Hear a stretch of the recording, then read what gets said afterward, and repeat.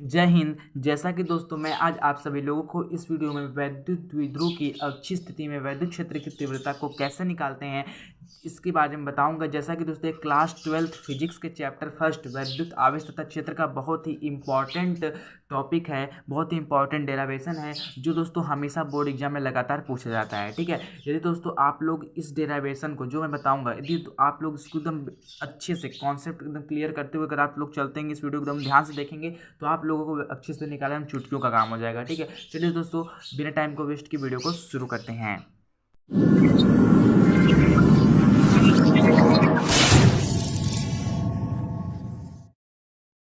दोस्तों वैद्युत द्विध्रुव की अच्छी स्थिति में किसी बिंदु पर वैद्युत क्षेत्र की तीव्रता को कैसे निकालते हैं। तो दोस्तों देखिए, वैद्युत क्षेत्र की जो तीव्रता होती है वैद्युत द्विध्रुव के कारण वैद्युत क्षेत्र की तीव्रता को दो पार्ट में निकालते हैं। तो दोस्तों पहला पार्ट हमारा क्या होता है, अक्षीय स्थिति होता है। क्या होता है, अक्षीय स्थिति। ठीक है, इसको दो तरीके से निकालते हैं, पहला होता है अक्षीय स्थिति और जो दूसरा होता है निरक्षीय स्थिति। निरक्षीय स्थिति। ठीक है, तो दोस्तों देखिए इस वाले वीडियो में दोस्तों आप लोगों को अक्षीय स्थिति के बारे में बताऊंगा। इसका जो अगला वीडियो आएगा उसमें दोस्तों आप लोग को निरक्षीय स्थिति के बारे में बता दूंगा। दोनों दोस्तों एकदम इंपॉर्टेंट है। ठीक है, आईएमपी क्वेश्चन है, हमेशा बोर्ड एग्जाम में लगातार पूछते हैं, डेरिवेशन बहुत ही महत्वपूर्ण है। ठीक है, चलिए दोस्तों मैं आप लोगों को अक्षीय स्थिति के बारे में एकदम अच्छे तरीके से बताता हूँ। तो दोस्तों देखिए, सबसे पहले मैं आप लोगों को अक्षीय स्थिति बताने से पहले मैं आप लोगों को इसका डायग्राम एकदम अच्छे तरीके से बता दूंगा। ठीक है, क्योंकि दोस्तों फिजिक्स का यदि आप कोई भी डेरिवेशन सॉल्व कर रहे हैं तो आपको अगर उसका फिगर एकदम अच्छे तरीके से तैयार है। ठीक है, फिगर कैसे पता है, फिगर कैसे कैसे बनेगा, फिगर में क्या कैसे कैसे हुआ है, तो आप उसका थ्योरी एकदम अच्छे तरीके से लिख देंगे, जहाँ पे थ्योरी पे आपको 2 नंबर या 3 नंबर मिल जाएंगे। ठीक है, उसके बाद आप उसका डेरिवेशन एकदम अच्छे तरीके से कर सकते हैं यदि आपको उसका फिगर एकदम अच्छे तरीके से तैयार है तो। ठीक है, तो दोस्तों देखिए अच्छी स्थिति का सबसे पहले आप लोगों को डायग्राम बना के एकदम अच्छे तरीके से बताता हूँ। आप लोगों को रटने की थोड़ा सा भी कोशिश नहीं करना है, बस समझने की कोशिश करना है। मैं आप लोगों को इसी वीडियो में अक्षीय स्थिति का डेरिवेशन एकदम अच्छी तरीके से याद करवा दूंगा। ठीक है, आपको रटने की जरूरत है, आपके माइंड में एकदम अच्छे तरीके से सेट हो जाएगा। ठीक है, तो दोस्तों देखिए निरक्षीय स्थिति अक्षीय स्थिति का कार्य देखना है तो आप यहाँ पे सबसे पहले क्या लिखेंगे, कोई एक वैद्युत द्विध्रुव बना लीजिए। क्या बना लीजिए, कोई एक वैद्युत द्विध्रुव बना लीजिए। ठीक है, हमने क्या बना लिया, यहाँ पे एक वैद्युत द्विध्रुव बना लिया। लिखेंगे माना एक वैद्युत द्विध्रुव क्या है, ए और बी है। मान लिए कि दोस्तों क्या है, एक वैद्युत द्विध्रुव है। ठीक है, और ये क्या है, बिंदु ए और बिंदु बी है। ठीक है, बिंदु ए पर क्या हो गया, माइनस क्यों आवेश स्थित है और बिंदु बी पर क्या हो गया, प्लस क्यों आवेश स्थित है। इसका मध्य बिंदु क्या है दोस्तों, ओ है और इसके बीच की दूरी कितनी है, 2l है। यानी कि इसके बीच की दूरी कितनी हो गई, 2l हो गई। यानी ए से लेके ओ के बीच की दूरी कितनी है, l है, और फिर ओ से लेके बीच की दूरी कितनी है, l है। ये l l दोनों मिलकर क्या हो गया, 2l हो गए, पूरी दूरी हो गई। ठीक है, तो क्या लिखना है सबसे पहले, माना कोई एक वैद्युत द्विध्रुव ए बी है, बिंदु ए पर माइनस क्यों आवेश तथा बिंदु बी पर प्लस क्यों आवेश स्थित है। इसका मध्य बिंदु क्या है, ओ है, और इसके बीच की दूरी कितनी है, 2l है। इतना लिखने के बाद आपको लिखना है मध्य बिंदु ओ से आर दूरी पर, मध्य बिंदु ओ से कहाँ दोस्तों, मध्य बिंदु ओ से आर दूरी पर कोई एक बिंदु क्या है, पी है। ठीक है, मध्य बिंदु ओ से आर दूरी पर कोई एक बिंदु पी है जिस पर हमें क्या निकालना है, वैद्युत क्षेत्र की तीव्रता ज्ञात करना है। ठीक है, यानी इस पर हमें क्या निकालना है, बिंदु पी पर वैद्युत क्षेत्र की तीव्रता को निकालना है। अब इसको हम क्या करेंगे, धीरे धीरे से इसको डट डट करके यहाँ तक ऐसे कर देंगे। ठीक है, तो कोई प्रॉब्लम नहीं है, बस आप मेरे साथ एकदम अच्छे तरीके से समझिए मैं कैसे कैसे फिगर बना रहा हूँ, आप भी बनाने की कोशिश करिए। ठीक है, तो पहले समझिए उसके बाद बनाइए। देखिए माना कोई एक वैद्युत द्विध्रुव क्या है, ए बी है। वैद्युत द्विध्रुव का नाम क्या हो गया, ए बी हो गया। माना कोई एक वैद्युत द्विध्रुव ए बी है जिसपे बिंदु ए पर माइनस क्यों आवेश तथा बिंदु बी पर प्लस क्यों आवेश स्थित है। इसका मध्य बिंदु ओ है, इसके बीच की दूरी कितनी है, 2l है।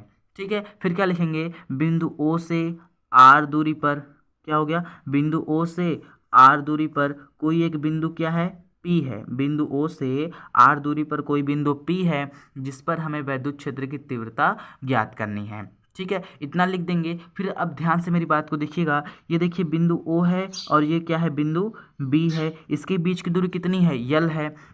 और बिंदु ओ से पी के बीच की दूरी कितनी है, आर है। तो यहाँ से अगर यहाँ तक के बीच की दूरी अगर हमको चाहिए तो यहाँ से क्या हो जाएगा, यहाँ हो जाएगा आर माइनस यल हो जाएगा। ठीक है, इसकी हो गई। प्लस क्यों आवेश से इसके बीच की दूरी कितनी हो गई, प्लस क्यों आवेश से बिंदु पी के बीच की दूरी आर माइनस यल हो गई। ठीक है, अब ध्यान से देखिएगा, अब माइनस क्यों आवेश से बिंदु पी के बीच की दूरी कितनी हो जाएगी, देखिए माइनस क्यों आवेश से बिंदु पी पूरी हमको दूरी चाहिए, तो इतना पूरा क्या, ये वाला यल और ये वाला आर, तो क्या दोनों जुड़ जाएगा, आर प्लस यल हो जाएगा। ठीक है, तो यहाँ पे हम क्या ऐसे एक लाइन खींच देंगे, पूरा कहाँ से कहाँ तक है, यहाँ से यहाँ तक क्या हो जाएगा, इसकी दूरी आर प्लस यल हो जाएगी। यानी माइनस क्यों से बिंदु पी के बीच की दूरी कितनी हो जाएगी, आर प्लस यल हो जाएगी। और यहाँ से प्लस क्यू से बिंदु पी की बीच की दूरी कितनी हो जाएगी, आर माइनस यल हो जाएगी। एक बार फिर से मेरे साथ समझने का प्रयास करिए, फिर से मेरे साथ बोलिए। आप क्या बोलेंगे, आप माना कोई एक वैद्युत द्विध्रुव ए बी है, लिखना होगा आपको यहाँ पे। ठीक है, मैं लिखूंगा नहीं, आप लोग अपने से लिखिएगा। ठीक है, मैं बता दे रहा हूँ कैसे कैसे, नहीं तो वीडियो बहुत ज़्यादा लंबा बन जाएगा। ठीक है, माना कोई एक वैद्युत द्विध्रुव ए बी है जिस पे बिंदु ए पर माइनस क्यू आवेश तथा बिंदु बी पर प्लस क्यू आवेश स्थित है। इसका मध्य बिंदु ओ है। ठीक है, इसके बीच की दूरी 2l है। बिंदु ओ से r दूरी पर कोई एक बिंदु P है जिस पर वैद्युत क्षेत्र की तीव्रता ज्ञात करनी है। अब देखिए यहाँ से यहाँ के बीच की दूरी r माइनस यल हो गई, माइनस क्यू से इसके बीच की दूरी कितनी हो गई, r प्लस यल हो गई। ठीक है, तो उम्मीद करते हैं आपको इसका डायग्राम एकदम बेहतरीन तरीके से समझ में आया होगा। चलिए अब इसके डिराइवेशन की तरफ एकदम अच्छे तरीके से बढ़ते हैं। एक बार प्लस क्यू आवेश से बिंदु P पर वैद्युत क्षेत्र की तीव्रता निकालेंगे, एक बार माइनस क्यू आवेश से बिंदु P पर वैद्युत क्षेत्र की तीव्रता निकालेंगे। तो वैद्युत क्षेत्र की तीव्रता का सूत्र तो दोस्तों आप लोग को पता ही होगा। सबसे पहले क्या लिखेंगे, यहाँ पे लिखेंगे प्लस क्यू आवेश के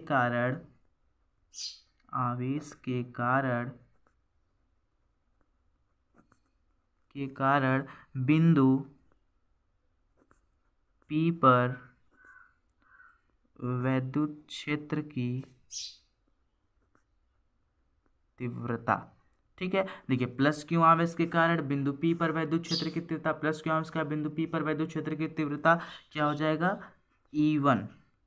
क्योंकि पहला निकाल रहे हैं, ये दूसरा निकालेंगे तो E2 हो जाएगा। तो पहला क्या हो जाएगा, E1 इज इक्वल टू, हम जानते हैं वैद्युत क्षेत्र की तीव्रता का सूत्र क्या होता है, 1/4 पाई एप्सिलॉन नॉट इंटू क्या होता है, क्यू अपान आर स्क्वायर। तो यहाँ आर की जगह क्या हो जाएगा, आर माइनस यल हो जाएगा, आर माइनस यल हो जाएगा। अब आर स्क्वायर था तो आर की जगह आर माइनस यल लिख दिया, फिर स्क्वायर स्क्वायर हमने लगा दिया। ठीक है, तो इतना हमारा कॉन्सेप्ट क्लियर हुआ।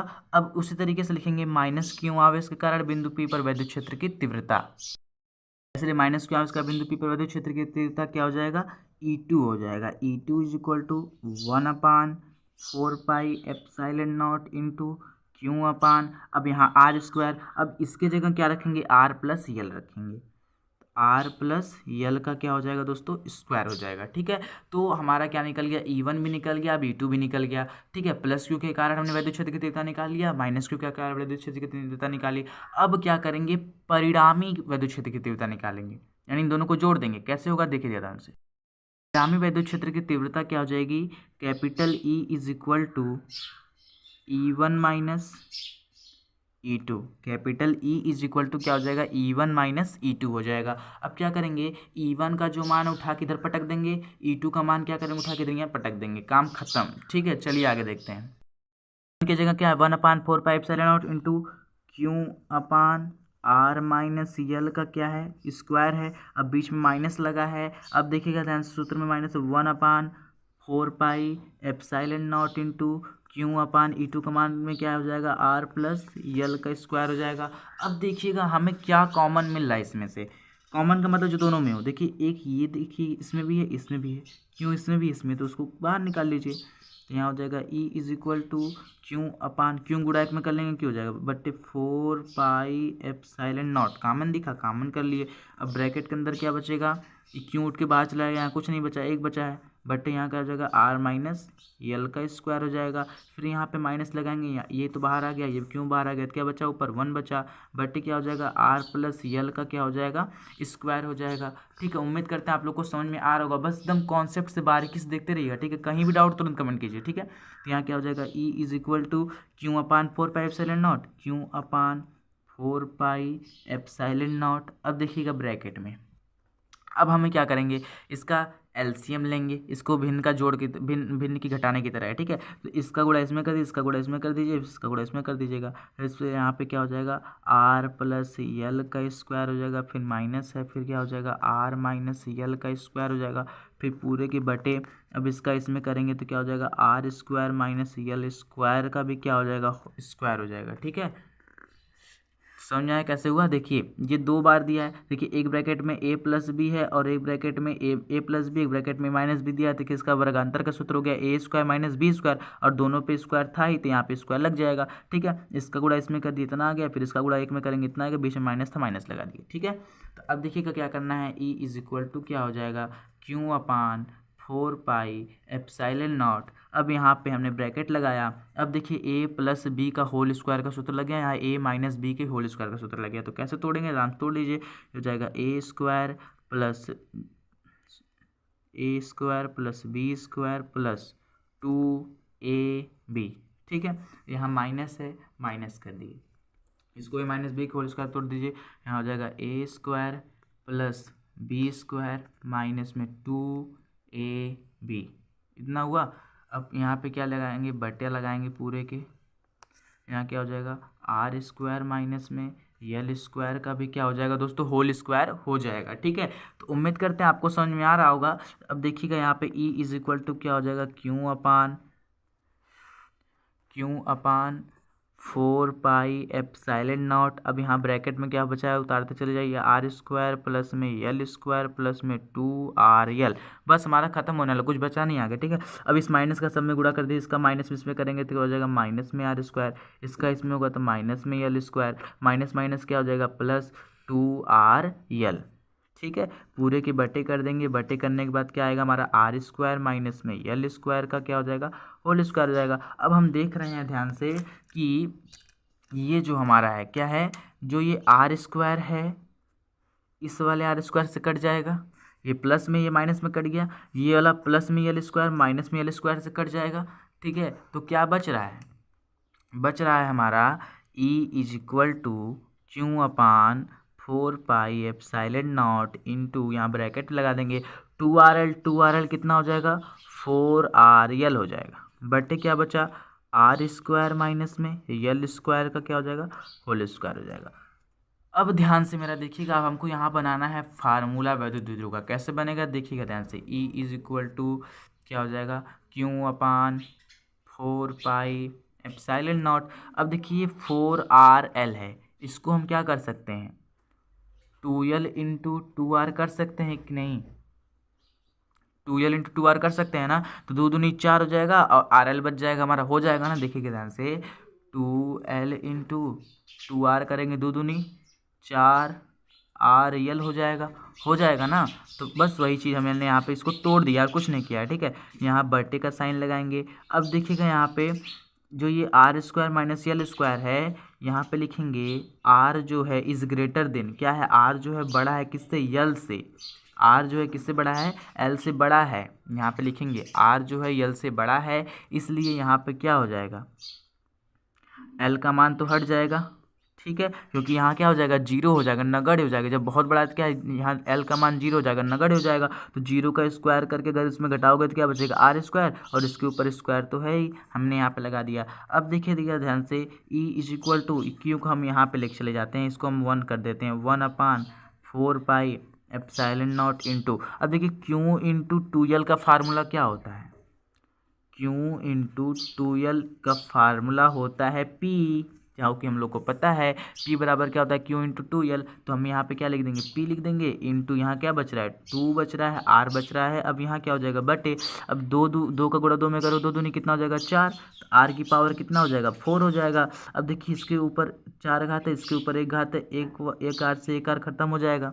तो यहाँ क्या बच जाएगा, E is equal to 1 upon 4 pi epsilon nought into, अब इस 2 को क्या कर देंगे, आगे कर देंगे 2 हो जाएगा, और यहाँ क्या हो जाएगा P, ये R से तो बेचारा R खत्म हो गया, उसकी कहानी खत्म हो गई। बटे जब एक R से हमने एक R को काटा तो यहाँ 4 था, एक काट दिया तो कितना बचेगा, 3 बचेगा ना। तो यहाँ क्या हो जाएगा R की पावर 3। तो E is equal to 1 upon 4 pi epsilon nought into 2P upon R cube. तो यही दोस्तों हमारा क्या हो जाएगा, फार्मूला प्रूफ हो जाएगा, ठीक है। तो यही हमारा क्या हो जाएगा, वैद्युत द्विध्रुव के कारण अक्षीय स्थिति में वैद्युत क्षेत्र की तीव्रता निकल जाएगी। ठीक है, उम्मीद करते हैं आप लोगों को एकदम अच्छे तरीके से समझ में आया होगा। जिससे दोस्तों आप लोग कहीं भी कोई भी डाउट हो तो आप तुरंत कमेंट कीजिए, मैं आप लोग को बताने का प्रयास करूँगा। ठीक है, जय हिंद।